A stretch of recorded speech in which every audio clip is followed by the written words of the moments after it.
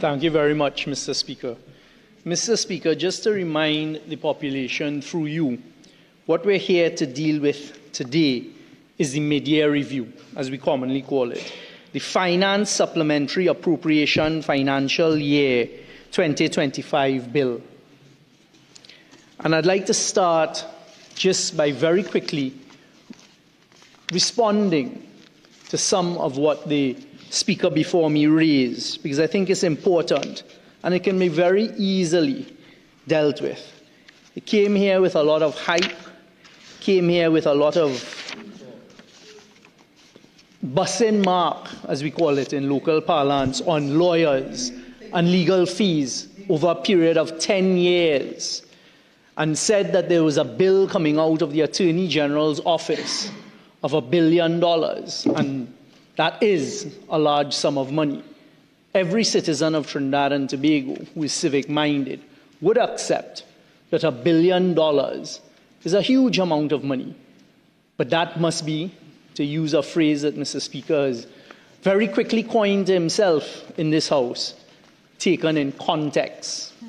The first contextual spin on it is that it is over 10 years.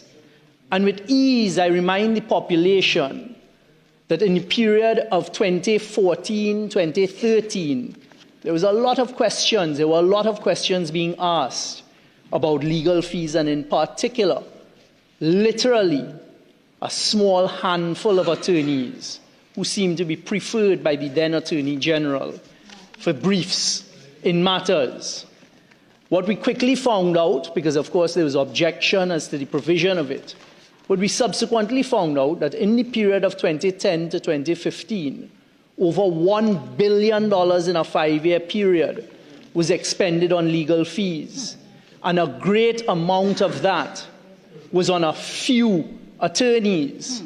So to help my friends, very quickly there began to be a following of the money behind this handful of attorneys. The next thing we knew is there were criminal charges laid, because for those legal fees to these handful of attorneys, it was found, and there was a confession by a King's Counsel, then a Queen's Counsel, of a kickback scheme to the then Attorney General and a then UNC Senator during that period of time. So let us not fool ourselves and take ourselves out of context. If there's any corruption with respect to any of those figures called, so be it. Let the chips fall where they may. But one thing I stand here careful, one thing I stand here cognizant of, and fearlessly can say, out of the P&M Attorney Generals over that period of time between 2015 and 2025, there will be absolutely no kickback of legal fees from any attorney to any P&M Attorney General. So that's the first context to be put on it. The second is a lot of litigation, because these are fees spent by the state to defend the state and to defend state bodies, as the Attorney General has the authority to say where money should be spent, which lawyers should be appointed.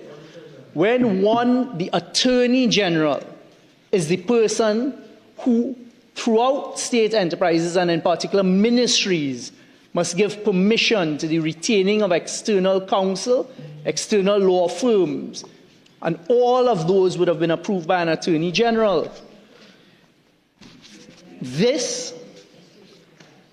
Mr. Speaker,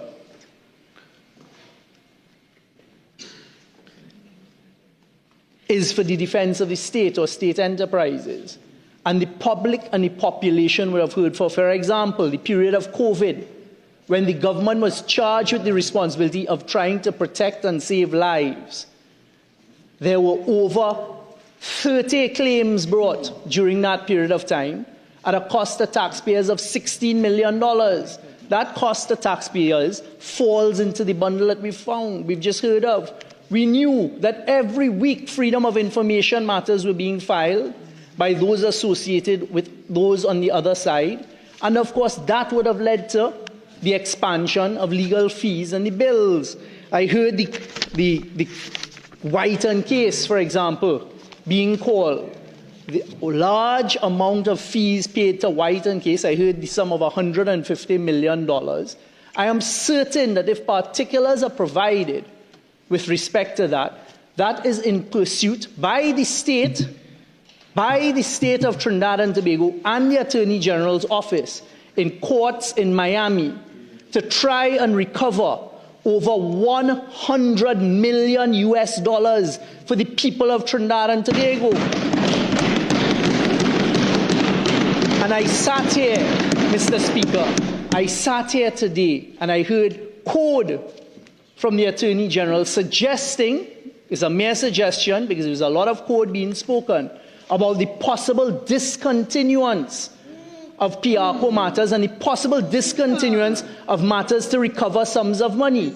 So I'm putting the population, on notice today. Wishes to well, no, is it a standing order that he's raising? Because I'm not giving way. Well, let's give him. I'm not giving way. Well, hang on a second. Let's give the Attorney General the opportunity to determine what he's going to say. I don't know what code is. It could be yellow, it could be red, it could be anything. Member, can you rephrase what you said in a different way? Very well, Mr. Speaker. The Hansard will reflect very clearly the contribution of the member to whom I've referred and what was suggested about recovery of funds coming out of the PRCO matter. So, Mr. Speaker, the next point I'd like to make, because we sat here, most of what I was hearing for the first time. We heard the suggestion about certain state enterprises, certain state companies, the award of contracts, etc. I want to tell the population through you, Mr. Speaker, that during the period of time that the Honourable Member for Barataria Sawa was quoting the award of contracts, the public procurement legislation was very, very much in full effect. The public procurement legislation, disposal of all of that, because he was saying it was just before the general election, all of that would have been covered by that legislation. And the population should know, Mr. Speaker, that ministers do not award contracts, that boards do not award contracts, and there is a process, including a PDAC and a procurement process for the award of contracts. So again, if my friends on the other side, with all of this speculation and saying the evidence, or not evidence, the information they have, let the chips fall where they may. But to come here and make broad-brushed allegations or suggestions of corruption when that legislation is very much and still in play, I tell the population, let your hearts not be troubled. Let us see where it goes. If there's anything there whatsoever, then there's legal recourse. And I wondered to myself, because I heard my friend Fadigo Martin, Northeast, ask about a certain case that I saw in the newspapers came up this week. And I actually heard people on the other, heard my friends on the other side, I don't know who it was attributed to, saying, is this another EMBD? And I thought that was quite interesting that that analogy would be used. So, Mr. Speaker, the points are, take it in context with the legal fees. And it is typical of those on the other side to come here, as they've done for the last 15 years, and to personalize attacks on individuals, professionals, to personalize attacks on professionals, to cast aspersions on persons who play golf, to say all sorts of things, and to call lawyers names, etc. But what you never hear from the member for Separia is talking about her former Attorney General, who is still on criminal charges before the criminal courts for witness tampering. We don't hear anything about that. Mr. Speaker, may I turn your attention? Sit down. May I turn your attention to 48.1? What is the standing order? Mr. Speaker, may I turn your attention? Mr. Speaker, I'm raising a point of order. The member is an experienced member to know when you're raising a point of order. You sit down. Mr. Speaker, point of order, 48.1 and 48.6. The member is imputing improper motives towards the Honourable Prime Minister. Insofar as the witness tampering case is concerned, I'm going to apply the sub judice rule to that. Those are proceedings that are alive. Those are proceedings that are, let me use the language of the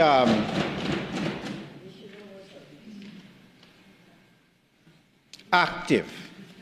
Those are criminal proceedings, and those are proceedings ultimately which may or may not be heard before a jury. It's not a judge alone trial. It is not an appeal. So ultimately, the matters of witness tampering, I'm going to apply the sub judice rule. Thank you very much, Mr. Speaker. So, Mr. Speaker, not to let this interfere with the presentation that I must make this afternoon, I'd like to turn now, on Monday we were here at the Standing Finance Committee, and a certain matter was raised under an appropriation for the Auditor General's department, and it was a matter of $2 million in fees.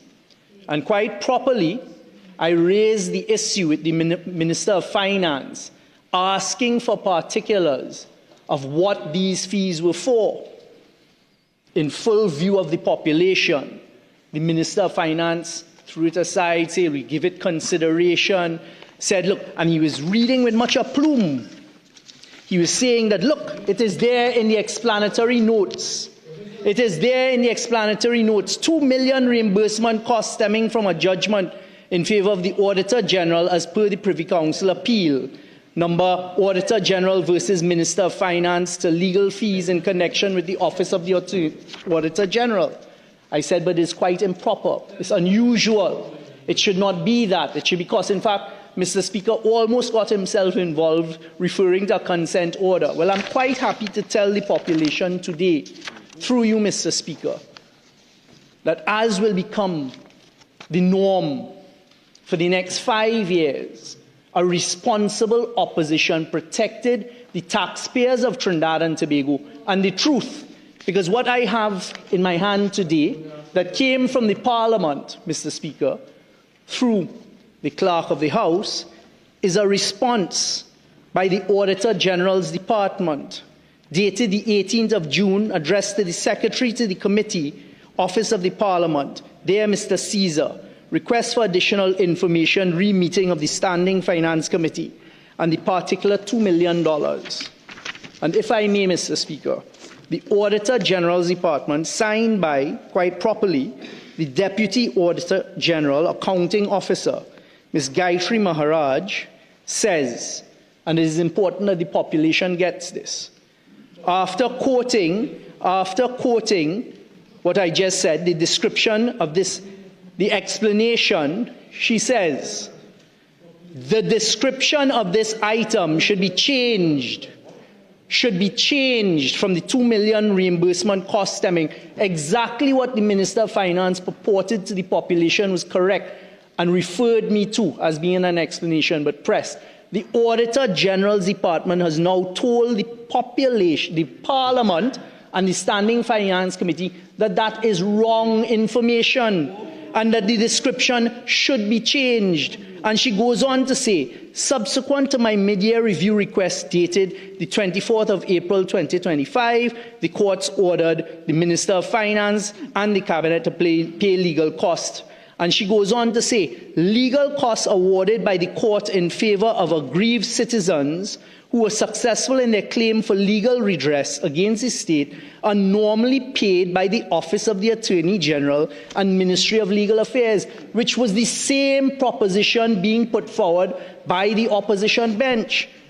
The good lady goes on to say, this budget provision for legal fees has nothing to do with and would no longer cover the legal costs in that case. It is an unrelated item of expenditure to cover the cost of legal advice which the Auditor General was obliged to seek in connection with the performance of her duties in preparing the report of the Auditor General on the public accounts of Trinidad and Tobago.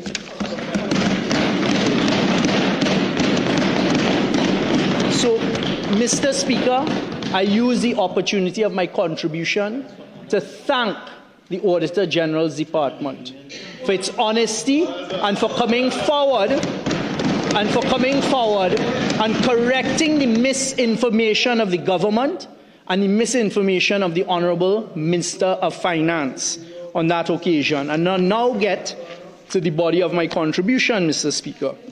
So, Mr. Speaker, the population would be aware by now that revenue, and I heard some of the disparaging remarks of the previous speakers on the other side, and to just correct the member for Barataria Sawa, no one on this side has asked where has the money gone or where has the money been spent, you know.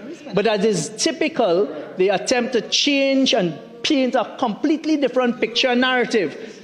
The question that is being asked by the opposition on behalf of those that we represent is, where is the money coming from?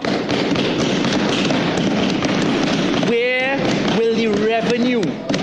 will the revenue come from for the $3.1 billion that the Parliament will consider appropriating? So the question is and remains, as the population deserves an answer, where will the revenue come from? And as we know, revenue either comes from taxation and royalties, it comes from borrowing, or it comes from the sale of state assets. Mr. Speaker, with the greatest of respect, may I be allowed, I sat here quietly and allowed those on the other side to make their contributions, as painful as it was. Thank you. So it comes from, revenue comes from either royalties or taxation, borrowing, or from the sale of assets. And the population is entitled to ask through us, where will the $3.1 billion go? But I have another question that I'd like to ask. And maybe the honourable member for Faizabad, he can choose what he responds to, may respond to it in his winding up. The population needs to know from the 1st of May 2025 to today's date, the 18th of June 2025, how much money has the government borrowed, and included in that amount, how much money have they borrowed through state enterprises? Is the government embarking on a borrowing campaign? The Honourable Attorney General has had his opportunity to talk, you know. The Honourable Attorney General is a visitor here. But he insists on mumbling and mumbling. Mr. Speaker, I ask that you have a word with him.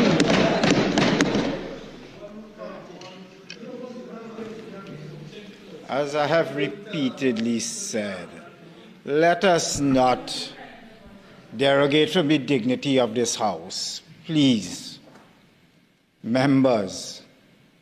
And that goes for both sides. You see, sometimes you complain what the other side is doing, but you yourself are engaging in it. And this goes for both sides.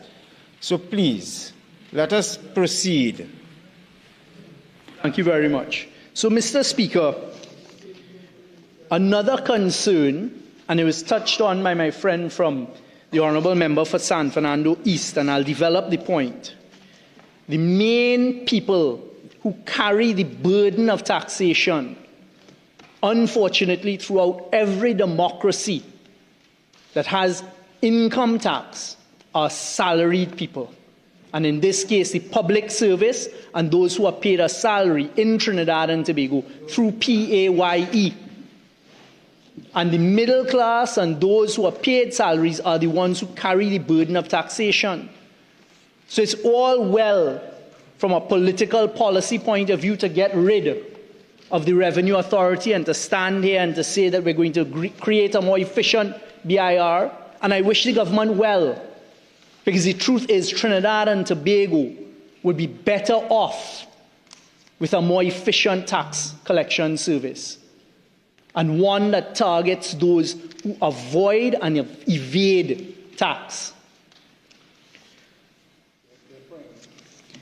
The revenue from energy, as the Honourable Member for Diego Martin North East touched on, and I will develop now, comes from three areas: prices, production sharing contracts, and royalties. It was this government that took a decision in 2018 to introduce a royalty, and what was left out by the Diego Martin North East member is a royalty on the wellhead.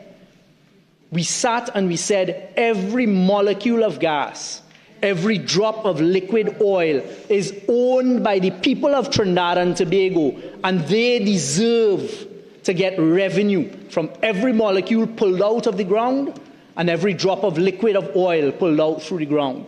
Prior to that, it did not exist in that format.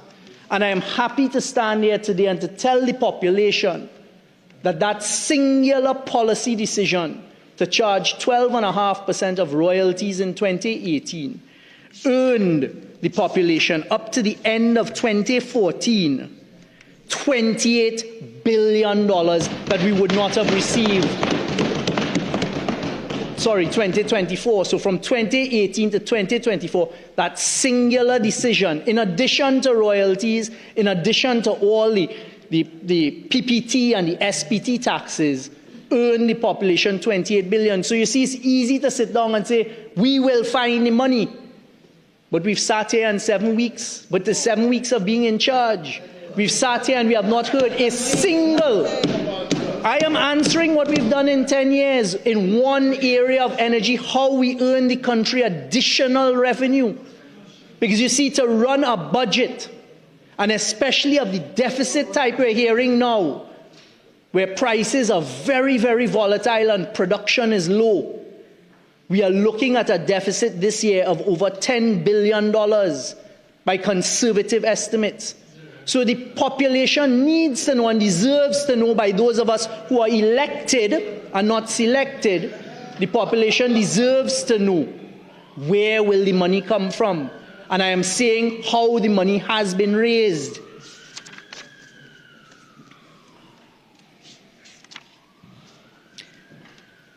A point that needs to be hammered home, Mr. Speaker, because it is a very serious one. You see the rating agencies, Standard & Poor's, Moody's, the rating agency, Finch, we use CARISIS as well, but more importantly, that Article 4 consultation by the IMF. We went through that for 10 years as the government. They examine everything. They will go to every energy company and ask them to verify everything the Honourable Minister of Energy and Energy Industry says. They look at production, and I will tell the population today what saved us, and go and read the past reports, one of which the Honourable Member for Diego Martin North East referred to tonight. What saved Trinidad and Tobago and kept us in investment rating grade was the cross-border work on gas. They sat, they explored, they even went to the Treasury when we told them we will get an OFAC license. They went and they explored, and they were able to say, and when you read the language, they talk about how that is going to provide for the medium term. When we are downgraded because there is no more. Mr. Speaker, 55B, we have heard this argument from the member for Diego Martin North East, revenue, oil. We've heard this tediously before. 55B. No, I've heard you on that, but I think the member is on a different point. You see, what I am doing now, Mr. Speaker, to help the member for Mayaro, is I am talking about when you actually have to sit with the rating agencies and go through the exercise of them examining where revenue will come from. Go through the exercise of projections, because they will ask the Honourable Minister of Energy and Energy Industries, why has your production fallen? Why is it that this hasn't happened? Why is it that this well has not produced? And if they are not satisfied with the answers, it will lead to a downgrade. Because you see, it's easy to sit here and say, we will find the money. But you have to have the plans, you have to have the policies. Another policy that we successfully implemented for the people of Trinidad and Tobago is renegotiating the price of gas and the formula used for the sale of gas. And that in addition to the royalty of 12.5% produced for the people of Trinidad and Tobago from 2018 to March 2025, $38 billion in additional revenue. That is P&M policy. That is the implementation of plans to raise revenue. But there is no more headway there. It has hit the ceiling now, Mr. Speaker. So the population of Trinidad and Tobago, listen carefully, because at the end of the day, it is a country being run. At the end of the day, you have to find the revenue somewhere, and there is no more room for negotiation. The restructuring of Atlantic LNG has come, and it was successful, thank God.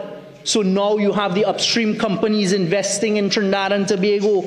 And I will tell the population, because I have the list here, an irrefutable list. I will tell the population what has kept the revenue alive and what will continue to keep it. But it will dip. It will dip. And there is no more room, Mr. Speaker, because every bid round that had to be performed was performed. Every field that can be exploited domestically is being exploited. What we're facing now is the potential of the oil and gas companies looking to leave Trinidad and Tobago if it is not managed properly. We will hear about Woodside soon, and that they've sold off to Perenco. And we will hear whether that deep water gas will come to be. And if persons don't have the experience, don't have the confidence, and do like what happened in that 2010 to 2015 period, where I saw the Honourable Minister of Energy and the Minister in the Ministry of Energy this week, within the last week, meeting with CGCL, and I wondered whether they asked if there would be another $1 billion loss booked this year to NGC through CGCL, but that is the only contract that was negotiated between 2010 and 2015. So to tell the population now, this is what will keep us going, but only in the short to medium term, and there is going to be a decline in production. This is what happened. This is what earns the revenue for Trinidad and Tobago. In 2016, it was with De Novo, the Iguana development. In 2017, we delivered through BP, Angeline. 2018, Cassia Sea Compression Project and Matapal, both with BP. 2019, the Ruby Delaware development, BHP, that was then Woodside, that is now being looked to be bought off. With Shell in 2020, Barracuda, Colibri, again another project with De Novo, Zandali. In 2021, onshore gas for the first time in decades, first time commercially sold, Touchstone with Cascadura. BP in 2022, SIP. BP in EOG in 2022, Osprey.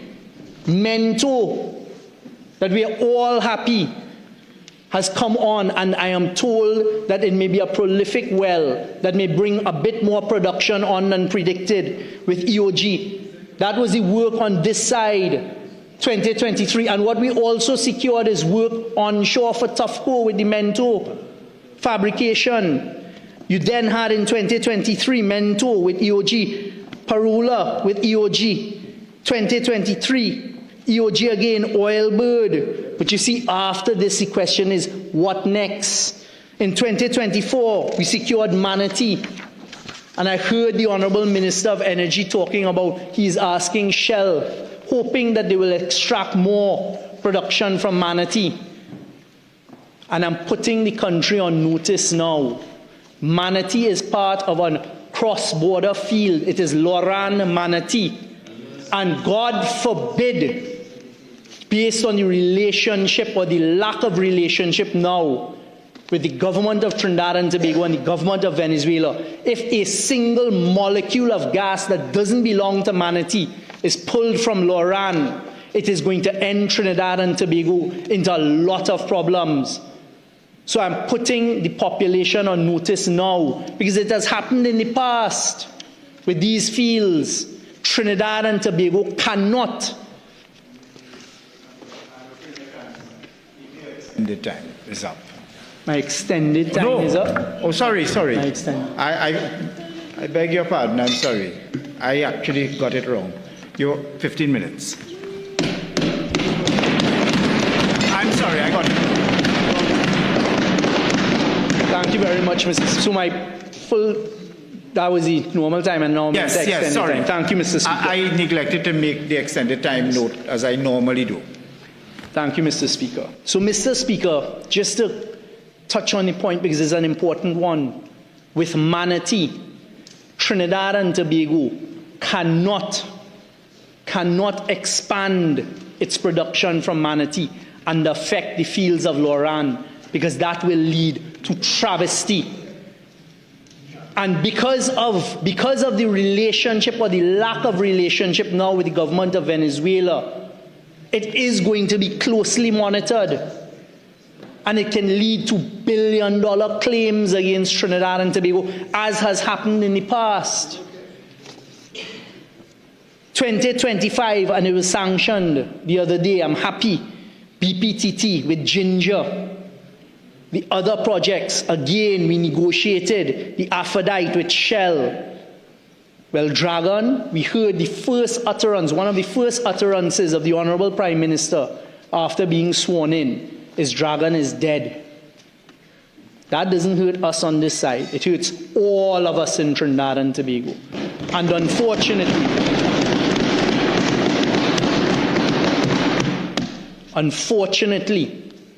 without cross-border gas, as was recognized by the government, because they immediately said they will fill it with Grenada, Guyana, Suriname. There are no proven reserves in Grenada, none.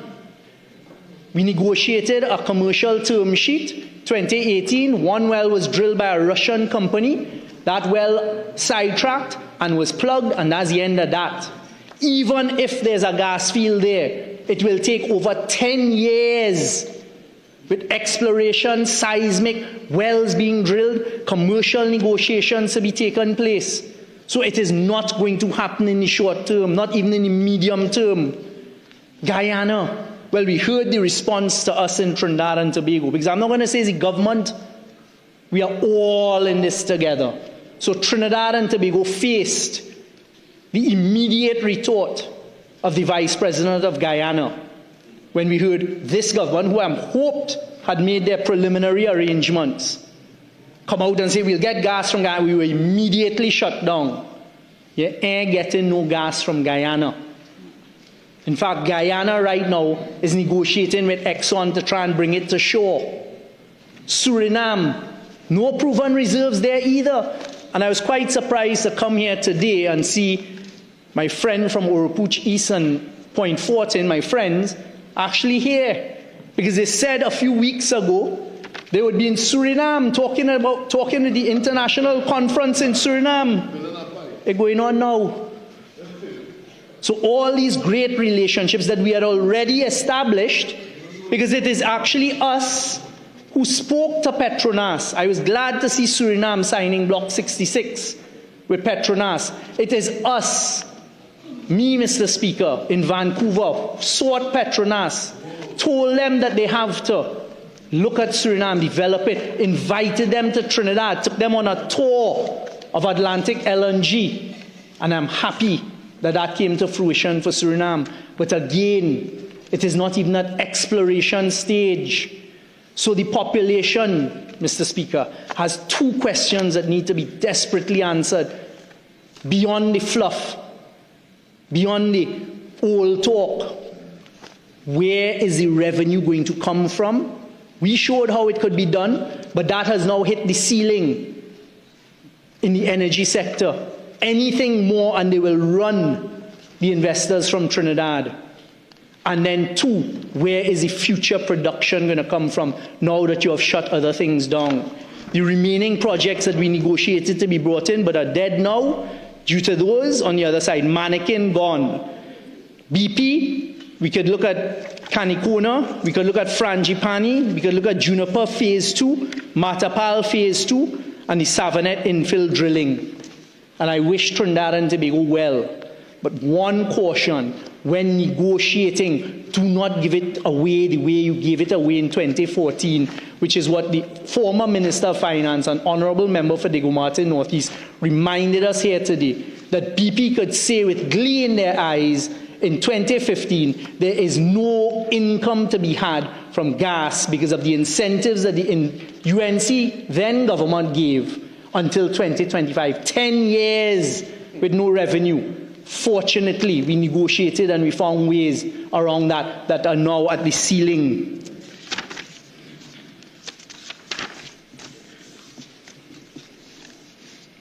So, Mr. Speaker, it's a somber time because ultimately we are all for Trinidad and Tobago. So I would hope anyway. So I've sat here patiently as a representative for Port of Spain, North St. Anne's West. And I've listened out of concern for my constituents. Where will the revenue come from? Because borrowing can only go so far.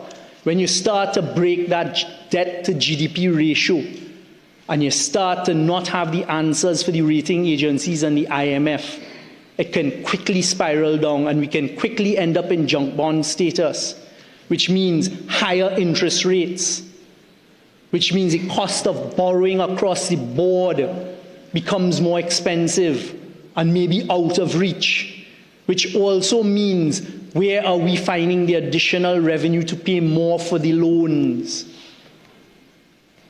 So, Mr. Speaker, all that is left for me to do in this contribution is to wish my constituents of Port of Spain, North St. Anne's West all of the best for Corpus Christi and Labour Day, and I'm sure we'll deal with that later on in the proceedings, and to thank them for the continued opportunity to represent Trinidad and Tobago. Thank you.